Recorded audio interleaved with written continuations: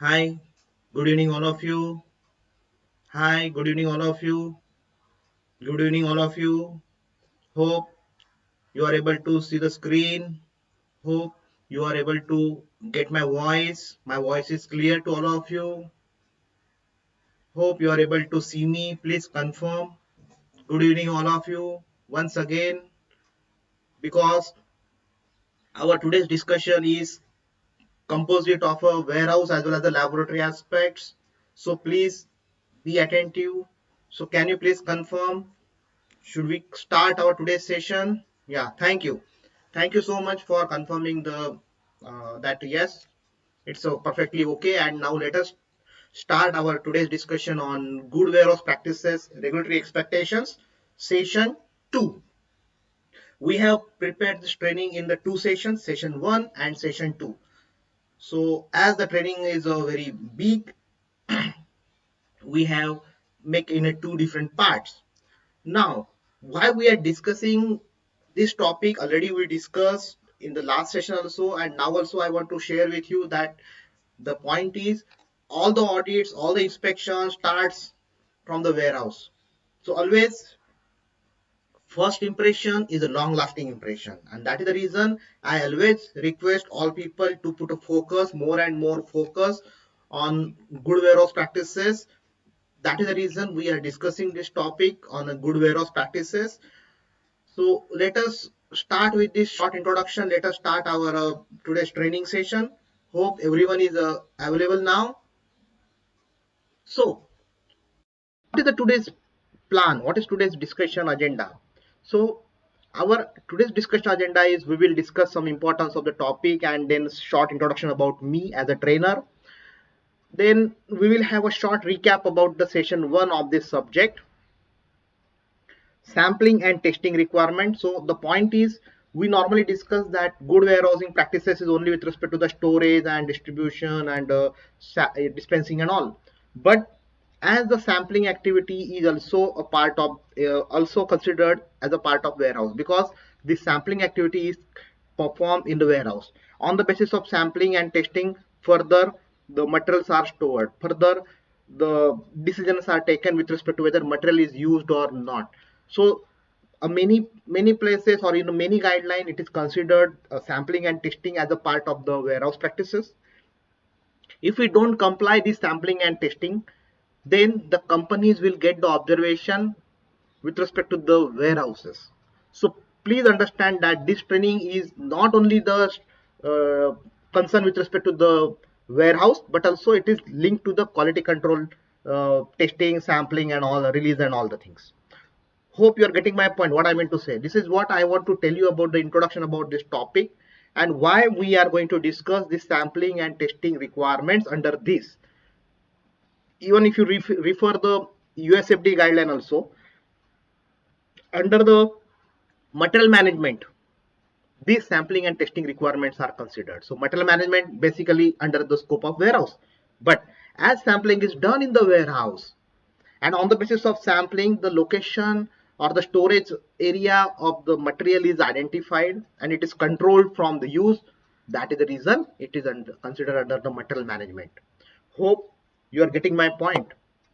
So we'll have a short recap about the session 1, what we discussed in the session 1. So that we will discuss, followed by the sampling and testing requirements as per different guidelines, including USFDA, EU, WHO, and other guidelines. What precautions we should take while sampling and testing, that we will be discussing. Then what is the retesting criteria as per the guideline? So that we will discuss during this session, today's session. What is the requirement of the weighing areas, means sampling and dispensing area? What is the requirement? So that we will be discussing here. Sorry. Then we will discuss about the what are the precautions or how we should handle the finished product. That also we will be focusing, because warehouse means not only the taking care of raw material and packaging material storage, but the warehouse means raw material, packaging material, as well as the finished goods, further dispatch and transportation. Then brief we will discuss about the recall and return goods as per the guideline, so that we will discuss in a brief, and followed by the question and answer and vote of thanks to all of you. So this will be the agenda for our today's discussion. The one point I want to clear here, that what we will be doing, when we will start a question and answer session online, so many people got bored and they didn't attend the training. So what I have suggested, that after completion of this training, I will close this training, but whatever the questions you will be having, you can put in the chat box or comment section, and I will revert back to you um at the same time. So that what happened, the people who are interested in attending the and getting the answers of this question, so they will get the answers, and other people will not get bored. So that is what the purpose of this training session, and this is the purpose of the agenda with respect to our today's discussion. So let us start our further discussion on introduction about the trainer. So I am the trainer. My name is Hitendra Kumar Shah. I am the CJMP compliance consultant, trainer, and auditor from NADH plus JXP compliance services. I am having more than 21 years of experience. You can just refer this, because I don't want to put more time in this, because my purpose is to focus on the requirements with respect to this today's topic. I have handled more than 13 years in quality assurance and quality control. I was heading the department, and I faced USFDA 7 times, UGMP 8 times, and further other regulatory audits. Sorry, which includes NVISA, MHRA, MCC, TGA, WHO, Geneva, and all. Yeah, I have audited more than 500 vendors or suppliers and trained more than 5,000 candidates. So why I'm specifically using this, telling this, because while during today's discussion, in between we will be discussing about the suppliers, input material suppliers, because in as per the FDA guideline, or in the overseas countries, they call the materials manufacturers, they call them as a material suppliers. In India, in India they are called as vendors. So similar way in other countries they are called as suppliers. While in India, the material who is just supplying, not a manufacturer, they are called as a supplier, but in other countries they are called as a trader or broker. So this is the difference in the terminology. So I audited more than 500 vendors or suppliers, that means manufacturer you can say, and trained more than 5,000 candidates till date. I am the member of American Society for Quality and Indian Pharmaceutical Association. So this is just a short CV, and about my work experience, just to touch upon. So I started my career with Sun Pharma, followed by working in Blue Cross Laboratories, Alembic Pharma, and then US Vitamins. Then I work in some multinationals also, which includes Sanofi, Mylan, AstraZeneca. I work in a Zydus Cadila also as a compliance head, and now I am the independent CGMP compliance consultant from NADH plus GXP compliance services. This is just a short introduction about me, and before moving ahead for our today's discussion, let me tell you that this basically video is prepared on the basis of some studies, case study gathered, some guideline references, and other internet media and all. So please consider this only as the purpose of the education purpose only. So if you want to implement some things, or if you want to follow the specific requirement, please put your thought process. But this is what I am going to explain you today in the today's discussion about the what are the interpretation about the regulatory guidelines with respect to the today's topic.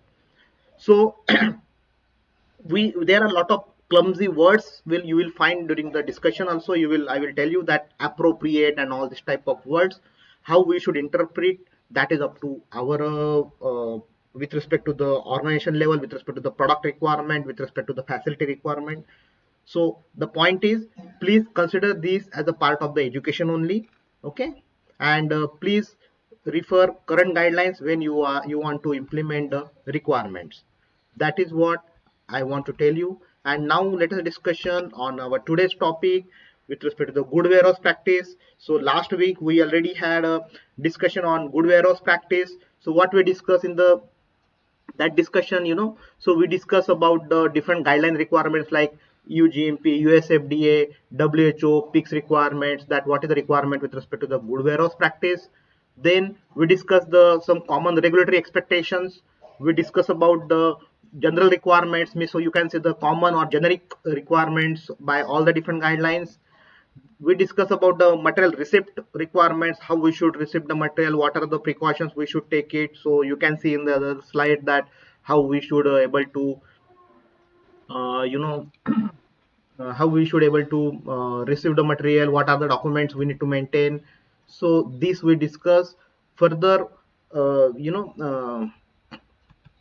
We discuss about the what are the requirements with respect to the storage of the materials, or during the storage and uses, uh, what is the material stock arrangements, how we should rotate the stock, or how should we maintain the stocks of the material.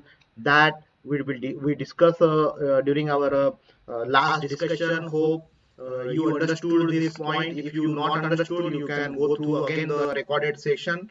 It is absolutely free of cost. You can go through the recorded session, followed by what are the specific requirements of the packaging materials and what precautions we should take while dispensing or issuance of packaging materials, specifically the printed packaging materials to the manufacturing, to the production. That also we discuss during the last session. So this is what we discussed in the last sessions. And now with this, let us start our today's discussion. Start with the today's discussion on sampling and testing requirement. So as discussed earlier also, at the bottom side you can find out a clause of a FDA requirement. That means this requirement is in line with this US FDA, that you will come to know. That is the reason this clause is specified. Okay, so let us start our today's discussion on good warehouse practices session 2, and now we will start the discussion on the sampling and testing requirement. The requirements are very simple, very clear, but need to understand very deeply. Let us take this example.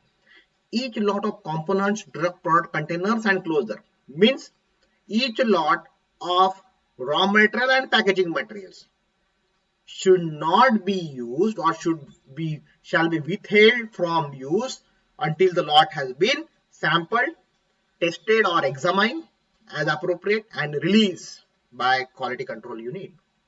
So the point is, whatever the material we are getting, maybe raw material or packaging material, it should not be directly used for manufacturing purpose. It should be kept it separate. It should not allowed for manufacturing unless and until it is sampled. Then it is either tested or examined or checked as per the requirement of some material requirement, as per the requirement of some specifications of the material. And after evaluation that yes, it is compliant to the specification, it should be released by the quality control unit, and then only the materials should be used by the for the further manufacturing purpose. This is the requirement under 21 CFR. Hope you got this point in a very clear way. And now the other requirement with respect to sampling and testing as per WHO and other guidelines is, when we are doing the sampling, samples should be taken only by appropriately trained and qualified personnel. So sampling should be done by appropriately trained and qualified personnel. Appropriately, again I was telling you the wording during the start of our discussion. So we have to evaluate whether the training is provided appropriately to the people. Means what? Whether the person is able to perform the job independently. Okay, so that does not mean I have given the training on the SOP and then the person is started working. No, whether the person is doing the activity or doing the sampling activity independently in line with the SOP, standard operating procedure. That is called appropriately trained and qualified personnel in strict accordance with the written sampling instructions. That is what the thing. Containers from which samples have been taken should be labeled accordingly. So from which container you are taking the sample, the container should be with the sample label or sample sticker. Yes, We have received 100 containers. Out of 100 containers, we have sampled 15 or 20 containers. So which are the 15 or 20 containers? Maybe container number 5, container number 12, container number 15, whatever. Those containers should be identified by putting proper labeling. These all words, let me tell you, my dear friends, is not my words. This is exactly written in the guideline. You can refer the current guideline. You will come to know this requirement. Following sampling, the goods should be subject to quarantine. So after sampling, goods should be subject to store in the quarantine. Now, in many companies, they have the quarantine and undertest area is a different. So the meaning of this is, no need to store in a specific to quarantine. The purpose of meaning of this quarantine is that it should not be in an approved section after sampling. So it should be restricted from use. So either you store in a quarantine or in under test area, doesn't matter. But the dictionary meaning of quarantine means keep it separate. That is the reason quarantine wording is given in the guideline. Batch segregation should be maintained during quarantine and all subsequent storage. So all the batches should be stored from each other, properly segregated from each other during quarantine also, and after approval also, and after during continuous storage up to the use of the last container. So all the different batches should be stored properly segregated. Many companies, we found that during audit, the containers are not properly segregated. They got the observation. Hope you are getting my point. You are in line with me. If you have any questions, please put in the chat box. I will revert to you now itself. Don't worry about that. So please put your questions on the chat box or the comment section. I will revert to you. Sorry. The next requirement is there should be separate sampling area for starting material in the control environment. Now, wording is normally. You can refer this guideline. There should normally be separate area. Means preferably you should have the separate area for starting material in a control environment. But if you don't have such a separate area, you have to take care of the cross contamination, that other material should not be getting contaminated or cross contaminated. So that you have to take care. Or even the same material what you are doing sampling, that should not be contaminated or cross contaminated. So you have to take care. You're getting my point. So please don't go with the word by word. Please understand the requirement about that. There should normally be a separate sampling area. Means you should have a separate sampling area. That's it for compliance point of view.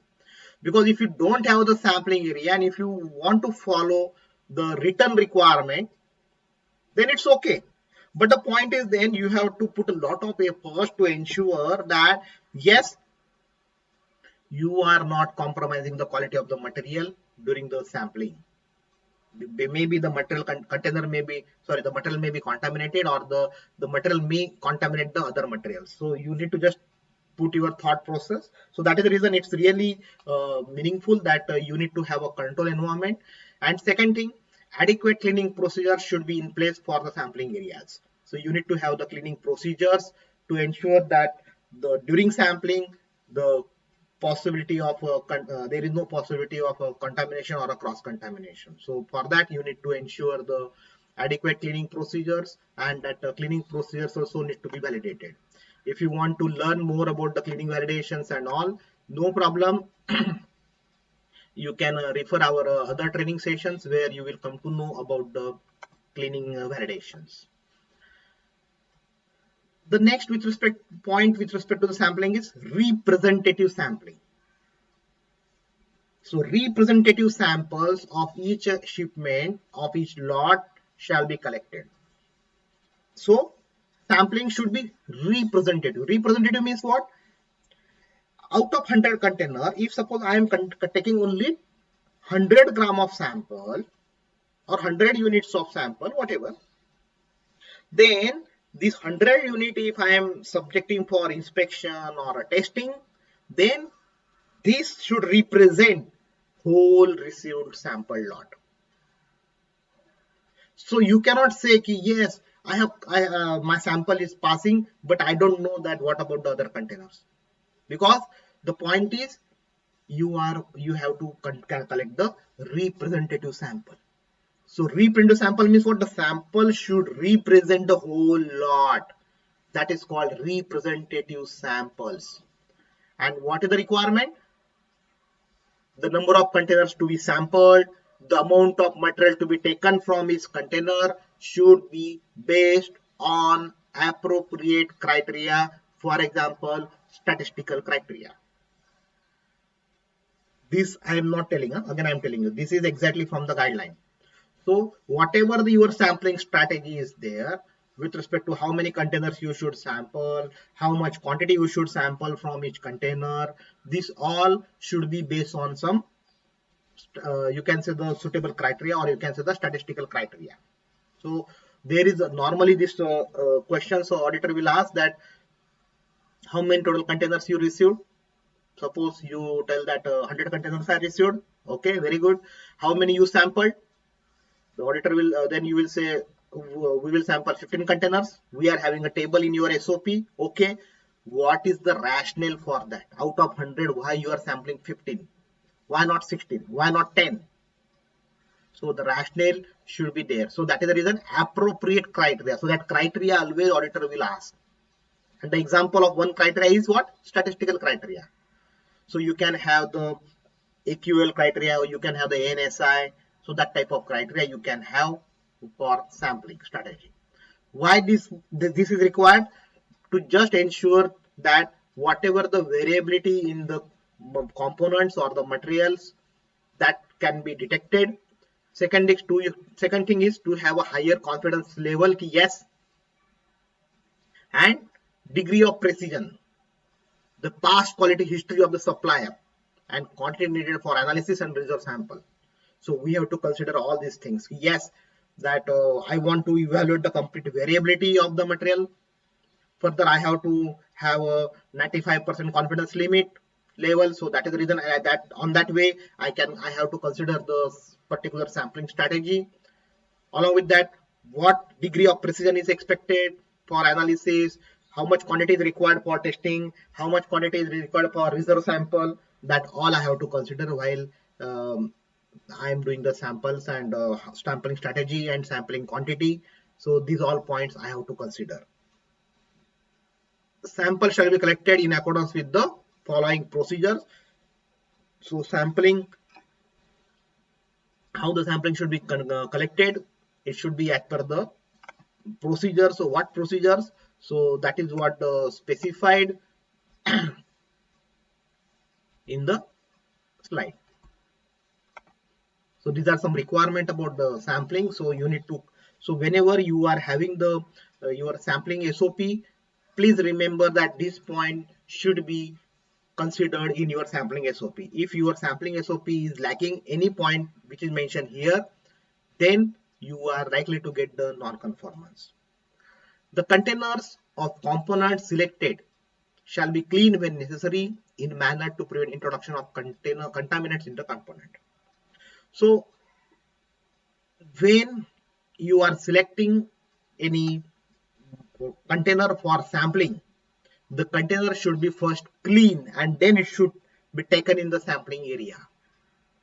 So when you are having the SOP for cleaning, SOP for sampling, you have to specify that first the container should be clean from outside and then it should be taken in the sampling room. If you have not specified that, then you are not complying this point, first point. The container shall be open, sampled and resealed so as to ensure that we are preventing it from the contamination of the contents, means maybe raw material, packaging material, whatever. So we have to ensure that when we are opening and sampling, we have to ensure resealing also. And this all operation, opening, sampling and resealing, we have to put a focus that we are protecting the material from contamination. Hope this second point also is very clear to all of you.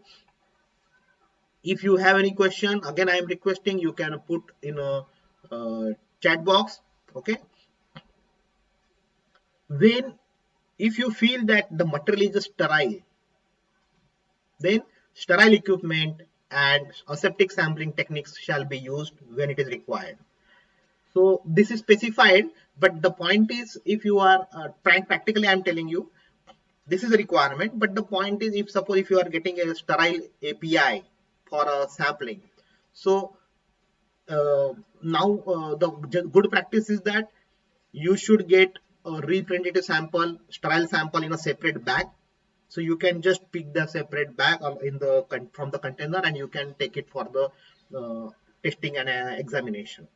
So no need to open the container, because if you open the container, then its stability will be lost. So that way, but yes, if you want to take a sample like maybe at the intermediate level in the manufacturing area, you can ensure that the the aseptic sampling techniques are being followed, and while sampling I am not introducing any contamination to the product. Hope you are getting my point. This is very important, and very confusing statement. Please read again and again. I am telling you, if it is required that you need to have a top, middle and bottom sampling. If it is required that you need to have a top, middle and bottom sampling, so you should not composite the sample. Now normally many people will ask this question, sir, this is a requirement. Yes, it is exactly from the guideline. Now the point is, when we take a top, middle, bottom sample from suppose raw material or input materials, the point is, and we are taking the composite also. So we are complying, then I will say yes.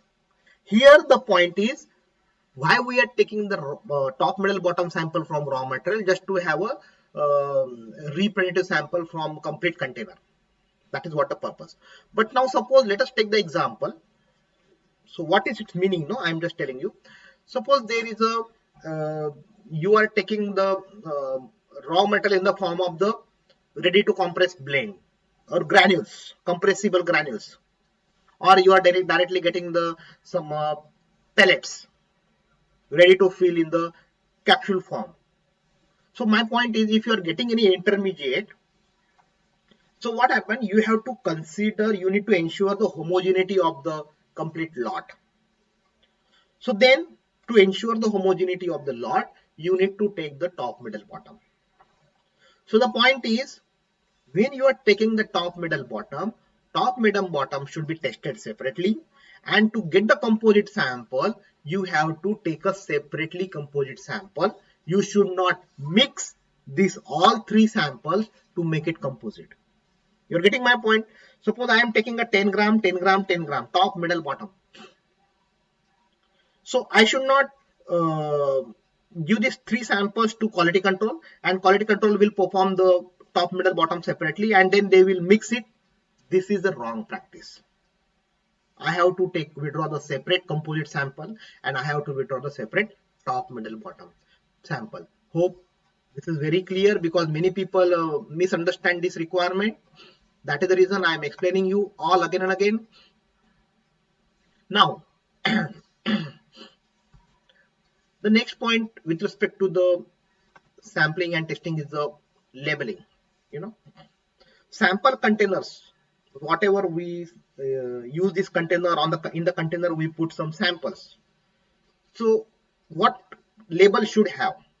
The sample containers should have the label which contains name of the material sampled. So what is the name of the material? What is the lot number? Then you can use the lot number or batch number or vendor batch number, supplier batch number, whatever. Container from which sample was taken. So you have to specify in the label. This is normally missing in all the companies. From which number of containers, container number 5, 10, 15, 25, you have taken the sample, you have withdrawn the sample. That is the requirement on labeling. Many companies are not following this third point. Date on which sample was taken. So sampling date is required. the person's signature, identification, who has collected the sample. This is the requirement that you have to put it. So, but the point, all many companies are following this. I told you that I have audited more than 500 sites. So the point is, this third point many people miss, that container from which the sample was taken, container number 2, 15, 20, whatever. That container numbers should be specified on the label. This is the requirement, and many sampling labels are not complying to these requirements. Hope it is clear to all of you.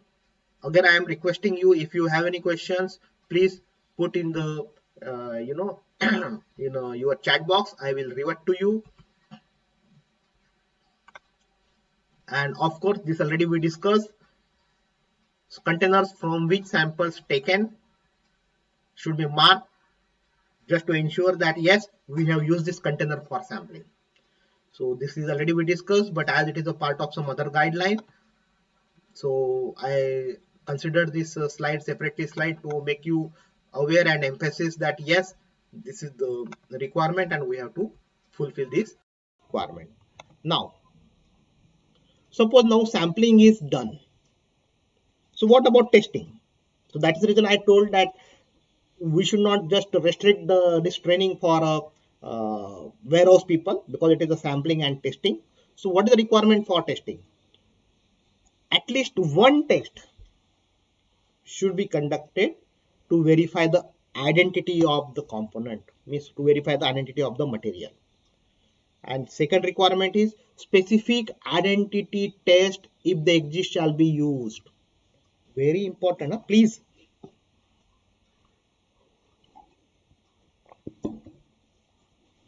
Let me tell you that we are following this. I have seen many companies, no problem.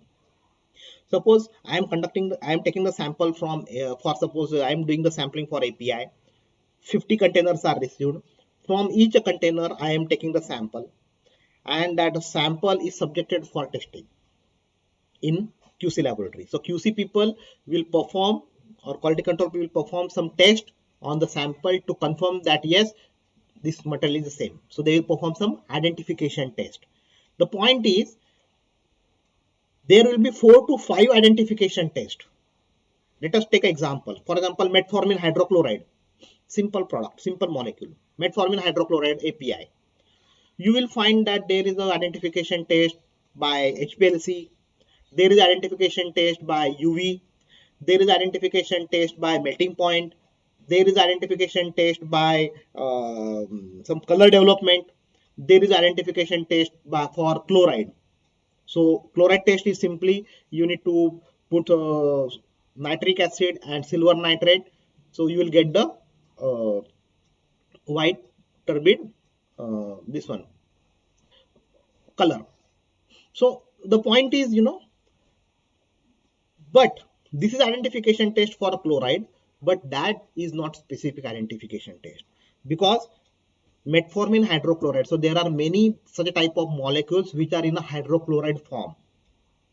So whatever the other molecule also, if you perform this test, you will get the positive test. That is the reason you have to follow the specific identity test. Specific identity test means the test which will able to identify the core group of the molecule.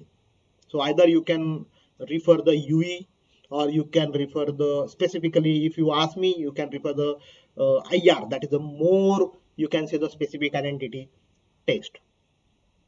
You're getting my point. Nowadays many companies, they are doing the NIR and all, so they will, while sampling only, they will put the rod and they will get the NIR and identification, then it is very good. But if you are doing offline testing, means you are taking the sample and giving to the quality control and all, so please ensure that quality control is performing the specific identity test on all the samples, and which test they should follow, that should be specified in the specification. In the specification, there will be 5 tests. You have to specify, maybe by putting asterisk or maybe by putting any comment. For individual identification test, you have to perform test number 1 or test number 2, whatever, because this is a specific identity test that you should specify in your analytical specification. Hope this point is clear to all of you, because I have seen that people are performing the testing, specific testing, but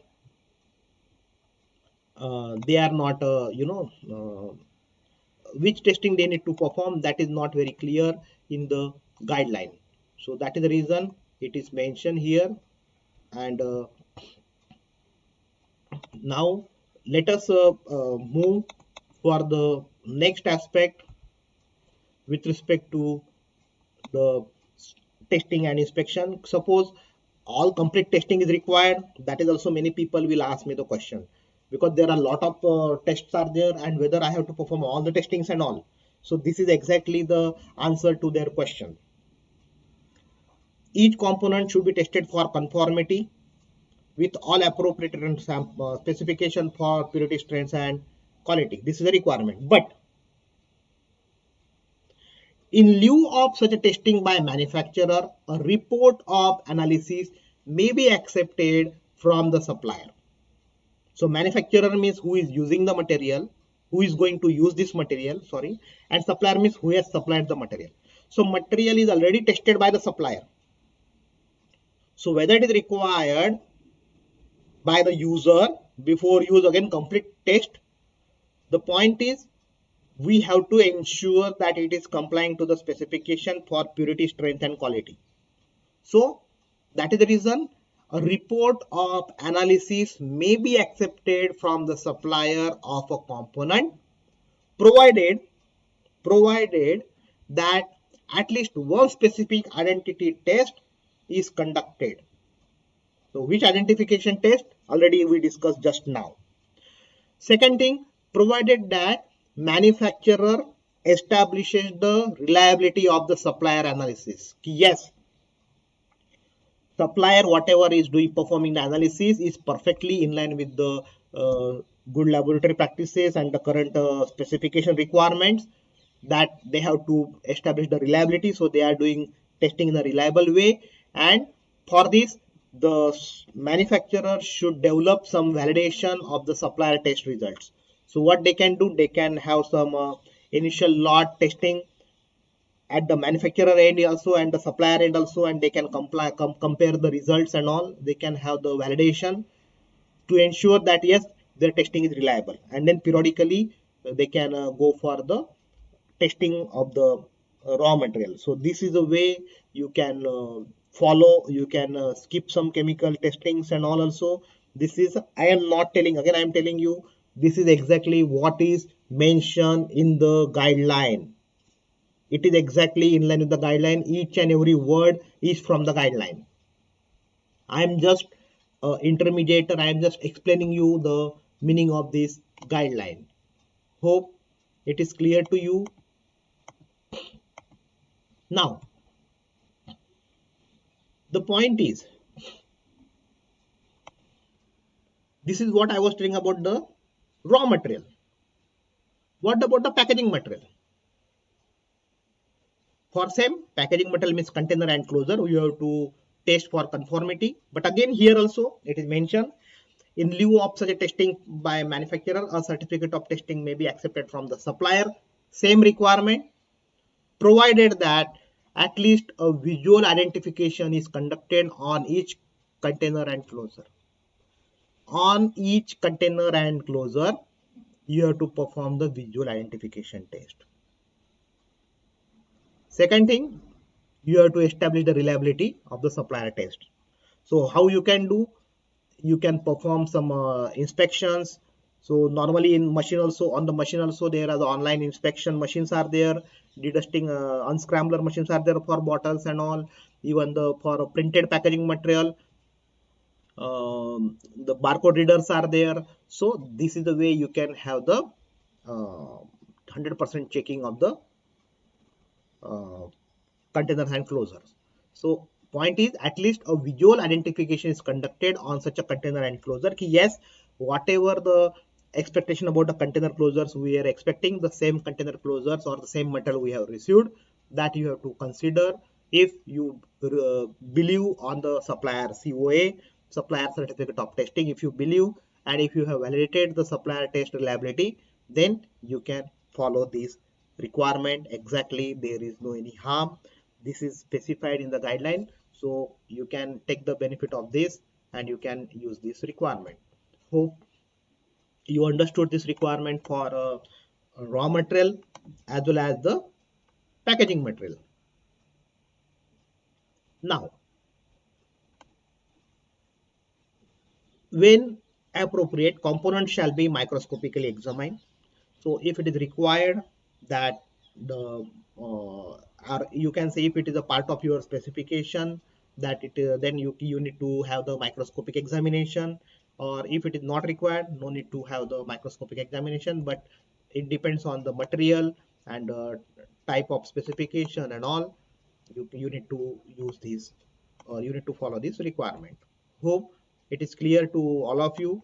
Again, I am requesting all of you to, if you have any question, so you can put in the comment section or chat box. I will revert back to you. Don't worry about that. But my purpose is to discuss all the things is purely to learn and understand for all people. So please focus in this way. Each lot of component, drug product, container or closure that is liable to contamination with filth, insect infestation and all, extraneous matter and all, we have to put such a specification to detect this type of contamination. A simple example, simple requirement. So you can see that many materials you will find that there will be suspendable matters are there, some tests are there like suspendable matter, because they feel that the material is likely to contaminate with the filth or insect infestation. So that way so many raw materials they will have that type of test. So you have to evaluate whether my material is subject is probable, my probability of this material is getting contaminated with this field insect and infestation, then my specification should be designed in such a way to detect this.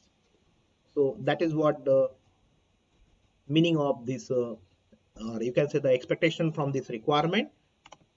Now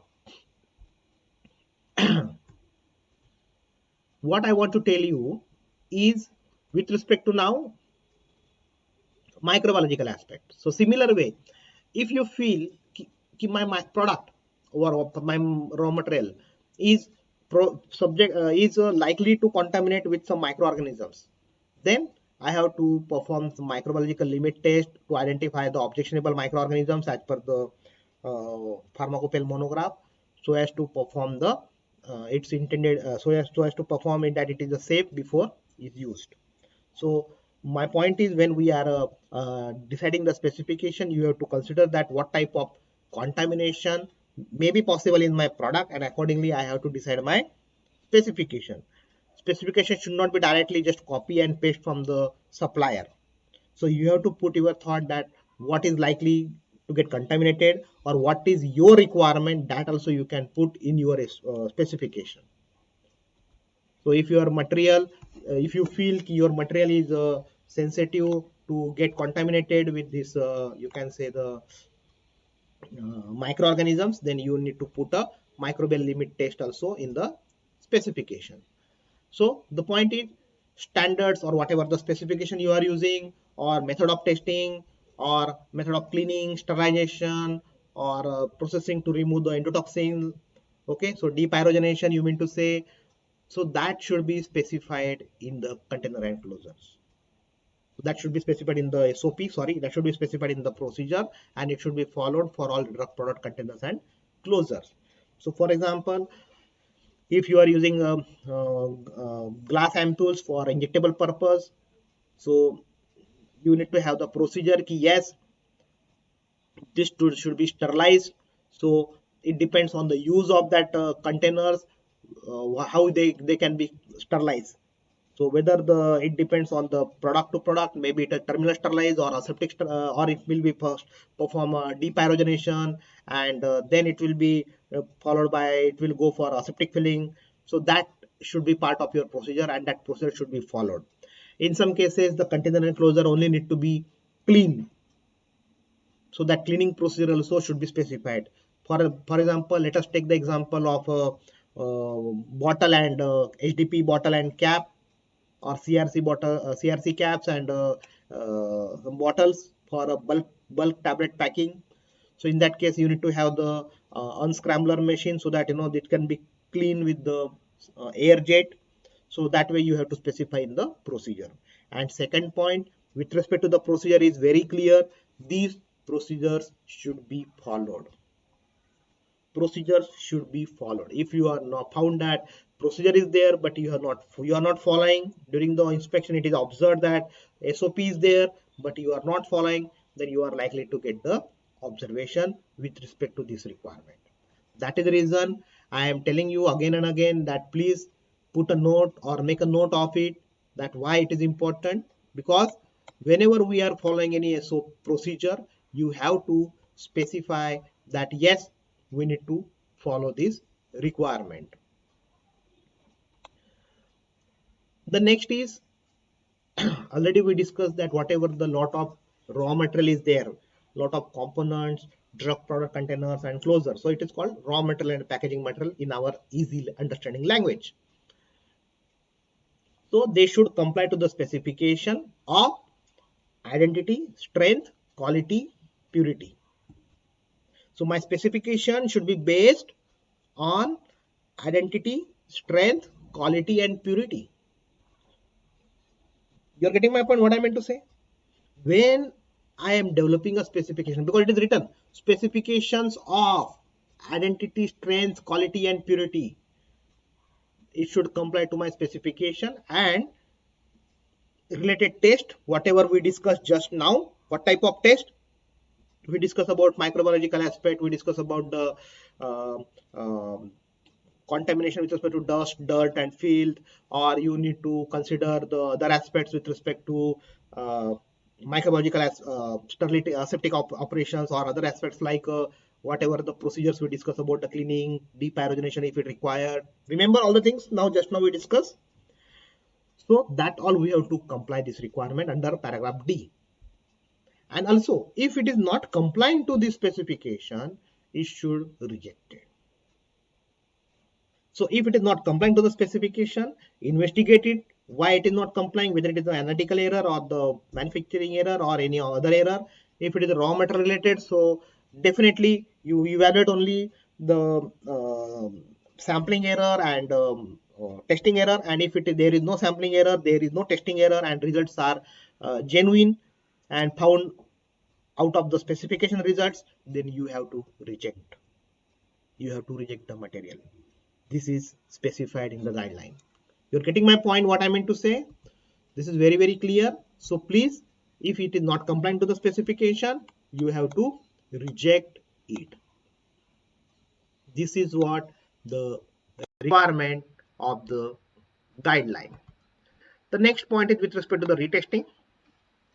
So whatever the component, drug product containers and closures. So this is the wordings in the guideline. So that is the reason I have mentioned here. But that means raw material and packaging material should be retested or re-examined as appropriate. So you can just evaluate whether I have to re-inspection or retesting. That you need to evaluate based on your material. For example, if it is the primary packaging material or a packaging material, you can perform the re-examination.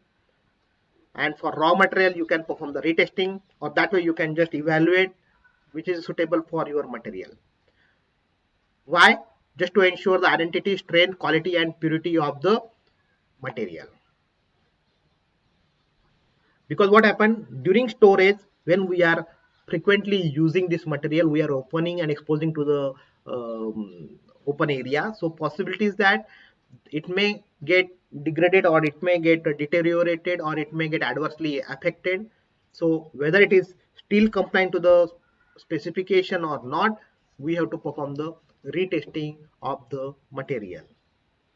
Hope you got my point.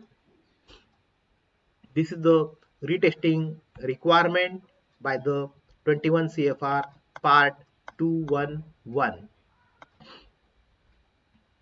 The next is weighing area. So this is what the requirement by the WHO. So weighing operation in a separate area should be there. It should have the appropriate design. There should be provision for dust control, smooth, impervious, durable, easy to clean finish should be there for this area.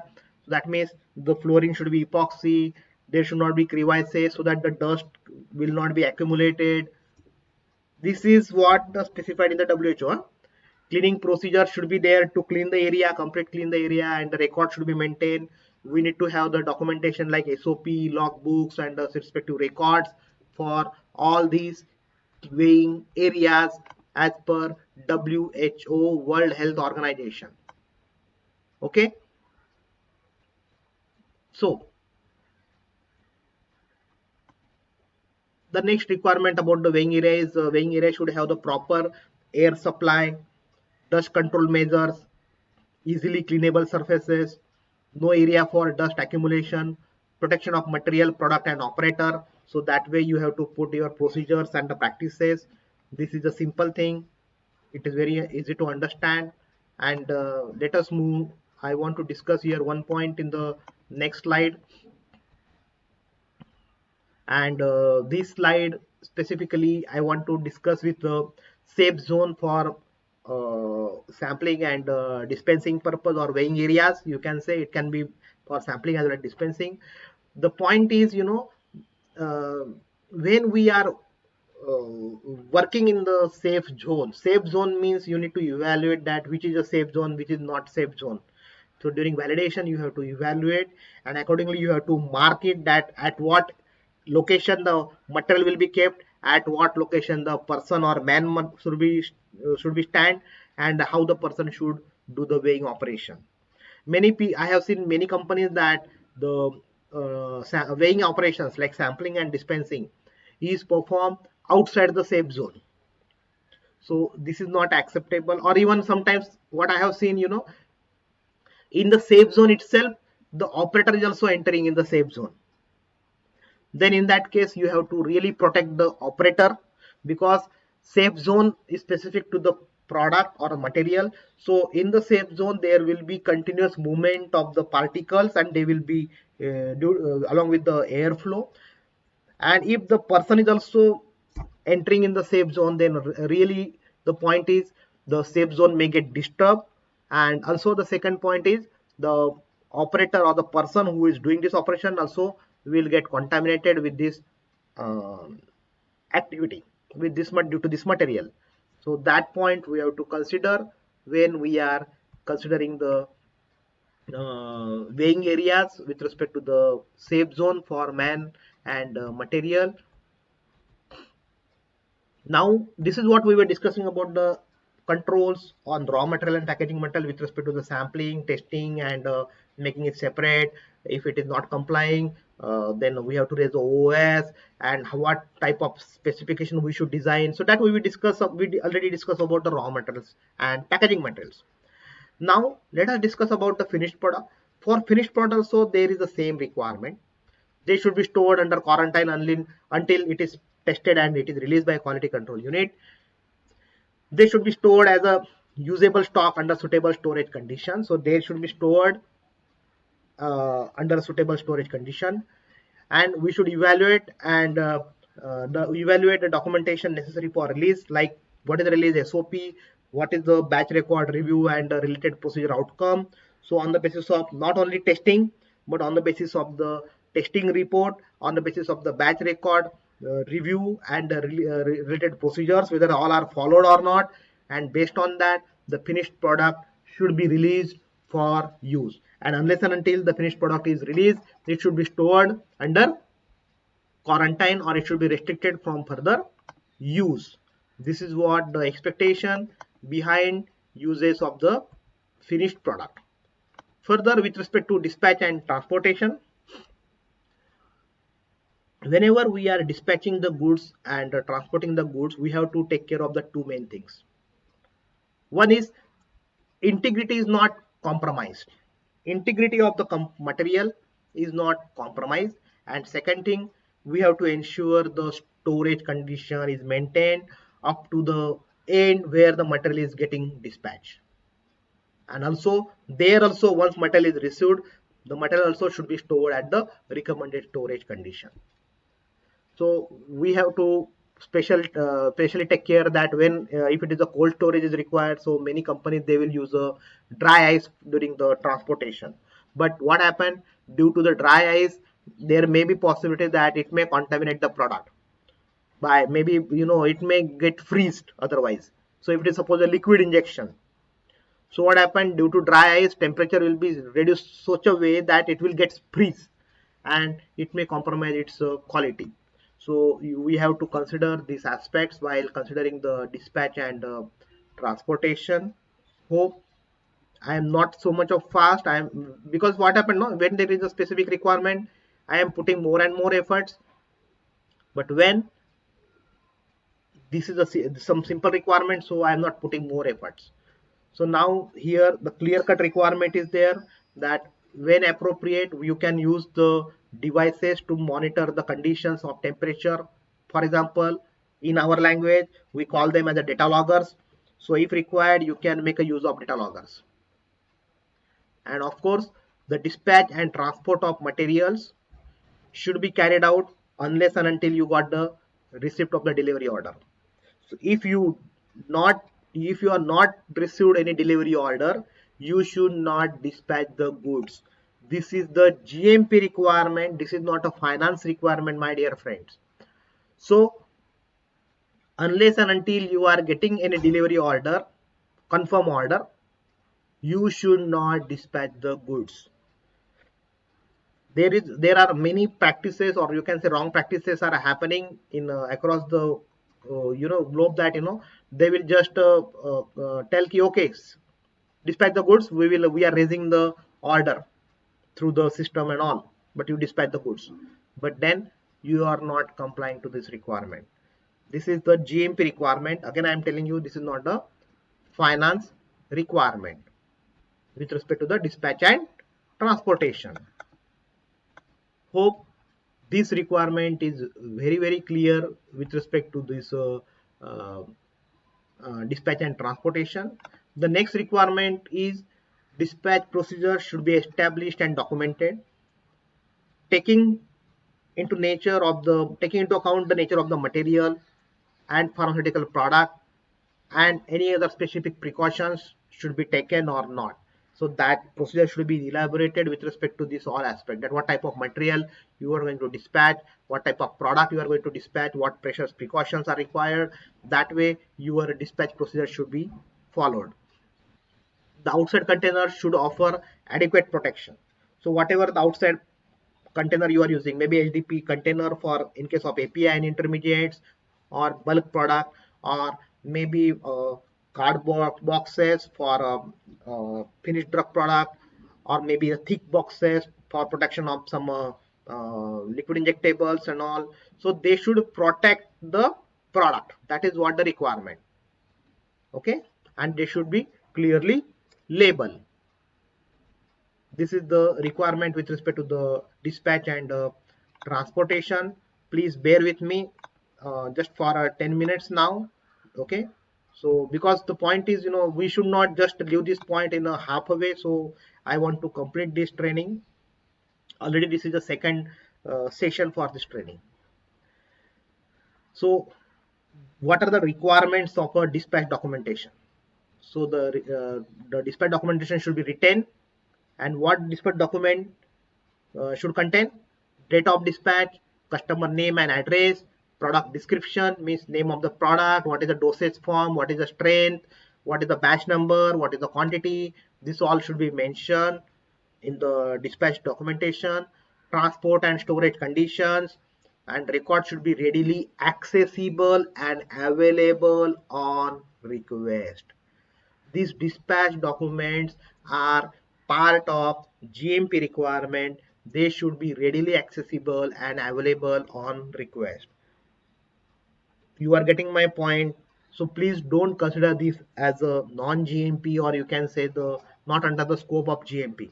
But this dispatch documentation and transportation falls under the good distribution practices and good warehouse practices. So we have to follow this documentation, and this document should be written as per our normal GMP documentation only. Hope this is very clear to all of you. Further, if you have any questions, already I was telling you that if you have any questions, please put in the chat box. or comment section. I will revert back to you. The next brief about the recall and return goods as per the guideline. So you need to have the SOP for handling the recall of the product from market. But the point is the procedure should be such that you need to ensure the recall promptly and effectively. You need to ensure recall promptly, means as fast as possible, immediately, and effectively means up to the end of the customer you can reach. That type of procedure you have to develop, so that you should able to recall the material, any defective material from the market, or if the material is suspected to defective also, you can able to recall the goods. So that is the way your recall procedure should be such a way that the recall procedure should be prompt and effective. Hope this wording, that is the reason I put in a bold form. Further, don't worry about that. I will take a separate session on recall procedure. So that time you will get a more understanding about how the recall should be handled, and what precautions we should take it, what are the documentations are there. We will have a separate session on recall. Okay, it is a complete more than 1 hour discussion will be there on recall. Okay, don't worry about that. But these are the guideline requirements. So I am sharing you as a part of the good warehouse practices. Return goods, including recalled goods, should be handled in accordance with the approved procedures, and records should be maintained. So whatever the material is returned from the market, returned from the customer, they should be stored separately. So there is a very small thin line difference, or you can say hairline difference between recall and return goods. Recall means you feel that the product is defective and it is returned back, either as per your wish in the form of voluntary recall, or from the regulatory wish or customer wish. So it is called a forced recall. In the return goods, what happened? The goods may not be consumed, or goods need to put some more working is required on the goods. So that is the reason you take the goods from the market, and that is called return goods. So return goods should be placed in quarantine and returned to sellable stock only after ensuring that it is approved by uh, the responsible person, and ensured that it is satisfactorily complying to the quality evaluation. The point is, return goods you can again release into the market, but recall goods you should not release in the market, because you suspect that it is a defective, and as it is a recall, you are recalling it, that because you need to ensure that defective product should not be there. But return goods means the goods you may be taking it from the market just to make some work on the product, or for example, suppose you distribute the goods and to the market, and then there is a FDA come with you come with a query that you have to put a leaflet in the product. As per the current specification, it is not required to have a leaflet, but as FDA come a new requirement with respect to your product, that you need to have a patient information leaflet or literature in the product. So then FDA will say, please take all the goods return back and do the things. So you have to take all the goods return back. You have to rework the goods, and you have to ensure the quality of the goods, and then you can again return back to the market. That is called return goods. So there is a small difference between the recall and return goods. Hope you got my point. Don't worry about that, because anyway I'm going to take a separate detailed discussion on the recall, handling of recall and all. Okay, any stock reissued should be so identified and recorded in the stock records. Pharmaceuticals returned from patients to the pharmacy should not be taken back to stock, but should be destroyed. Any pharmaceutical product received or returned from patient to the pharmacy, basically, yeah, what happened? Pharmacy, we are distributing the good, and it will go to the pharmacy in the, suppose take example of United States, and pharmacy is now issuing the product or tablets product to the pharmaceutical product to the patients. So they are dispensed. So product are dispensed. So suppose your pack is 100 tablets, maybe 30 tablets will be dispensed.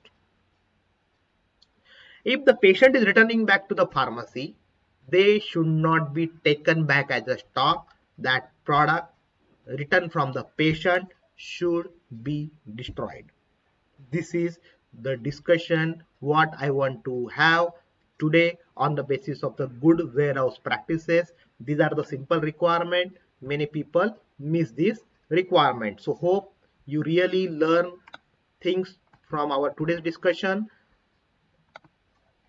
Our next training will be on a good laboratory practices. So be present in the next week. Before that, thank you so much for your kind presence. Now we will answer your all questions. But as I already explained you that I will close this training session and I will answer your questions separately in the chat box. Okay.